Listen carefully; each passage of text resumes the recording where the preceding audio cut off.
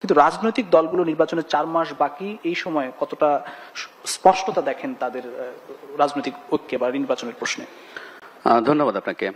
মানে আমরা ঐকমত্য কমিশনে দীর্ঘদিন লাইভ ডিবেট দেখেছি, প্রচুর নিউজ দেখেছি, প্রচুর টেকনিক্যাল এবং কনস্টিটিউশনাল আলোচনা দেখেছি, কিন্তু আমি মনে করি আমাদের যে সংকটটা এই মুহূর্তে এটা পিওরলি রাজনৈতিক সংকট। মানে কেন আমি বলছি সেই জায়গায়, যেমন ধরুন রেফারেন্ডাম কনস্টিটিউশনে আছে কি নেই কিছু আসে যায় না। আসলে আপনি একটা রেফারেন্ডাম করে ফেলেন, পরে আমরা তো সবাই একমত, তারপর আমরা সবাই গিয়ে পরবর্তী সংসদে গিয়ে এটাকে র্যাটিফাই করব। মানে এরশাদ পতনের পর একাদশ সংশোধনীর মতো একটা সংশোধনী আমরা এনেছি এবং ওই সময় যা যা করেছি এটা শুনতে খুব উদ্ভট লাগে। বিচারপতি শাহাবুদ্দিন এসছেন গেছেন, আবার মানে কাউকে যদি বলেন যে এরকম কিছু হতে পারে উনি তো আকাশ থেকে পড়বেন। কিন্তু আমরা সবাই আমরা একমত হলাম, একমত হয়ে করে ফেললাম, তারপর আমরা এটাকে পরবর্তীতে র্যাটিফাই করেছি। সুতরাং এগুলো কোনোটাই সংকট না আমি মনে করি, একেবারেই মনে করি।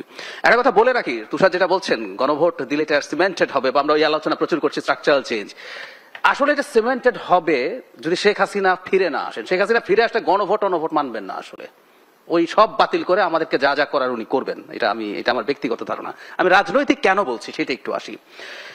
মানে শেষ পর্যন্ত আমরা দেখুন রাজনৈতিকভাবে সিদ্ধান্ত নিলাম গণভোট হবে, এখন আগে না পরে হবে, এখন সেই জায়গায় এসেছি। এটা একটা পলিটিক্যাল ফাইট, একদম খোলাখুলি কয়েকটা কথা বলা দরকার।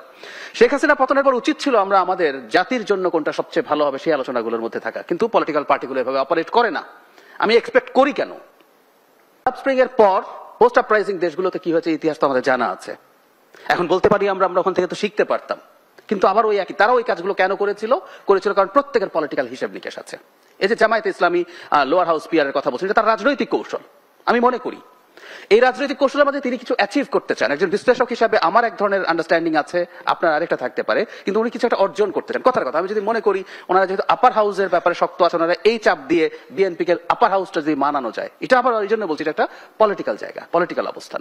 আবার তারা একদম জেনুইনলিও চাইতে পারেন, কারণ লোয়ার হাউসের পিআর যদি হয় জামাতে সিট বাড়বে বলে আমি মনে করি। আমরা লোয়ার হাউসের পিআর চাই না, ভিন্ন কারণ আছে, কিন্তু জামায়াত ইসলামী যে বাস্তবতার মুখোমুখি আছে তাতে আমি সত্যিই মনে করি তারা ফার্স্ট পাস দা পোস্টে যে পরিমাণ সিট পাবেন পিআর হলে লোয়ার হাউসে তার চেয়ে বেশি সিট, সুতরাং তার তো নিজস্ব একটা যুক্তিও আছে। এটা তার নিজস্ব পলিটিক্যাল গেইনের প্রশ্ন। ক্ষতি হবে বলে আমি বিশ্বাস করি। লোয়ার হাউসে যদি পিআর হয় দেশের ক্ষতি হবে। পৃথিবীর কয়টা দেশে আছে ওইটা কোনো যুক্তি না, আমরা ওই আলোচনা আজকে ঢুকছিও না, কিন্তু ওনার তো রাজনৈতিক হিসেব নিকেশ থাকে, সো দলগুলোর রাজনৈতিক হিসেব নিকেশ থাকে।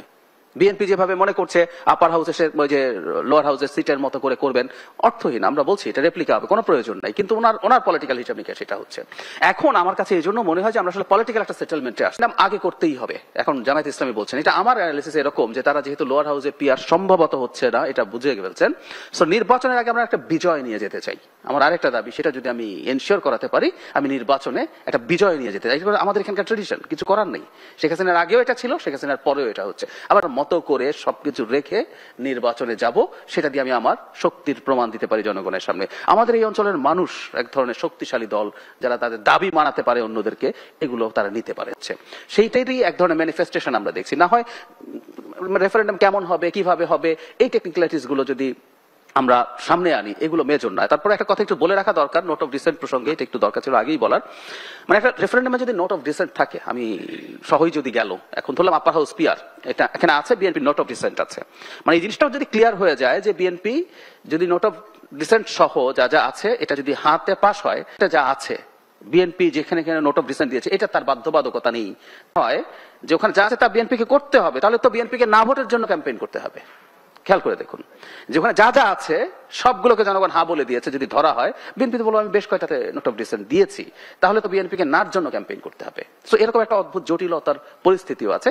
আবারও বলি এই সব পরিস্থিতি, সব জটিলতা আদতে পলিটিক্যাল, এগুলো পলিটিক্যাল সেটেলমেন্ট হলে ঠিক হয়ে যাবে। আর ফাইনালি যেটা বলছি, আমি আপনার সাথে একমত, বাংলাদেশে বহু বছর পর একটা নির্বাচন হতে যাচ্ছে, একটা নির্বাচন। মানে আমরা ডাকসু নির্বাচন নিয়ে এত ক্রেজি কেন হয়েছে ডাকসু নিয়ে, এবং 1-1.5 মাস টকস হয়েছে, কারণ আমরা একটা নির্বাচন পেলাম বহু বছর পর। আর সেখানে জাতীয় নির্বাচন নিয়ে এই অল্প সময়ের সামনে কিন্তু সেই অর্থে অত সাড়া নেই। এটা হওয়া উচিত ছিল, কারণ হচ্ছে আমরা আসলে এই জিনিসগুলো সেটেলমেন্টে আসতে পারিনি।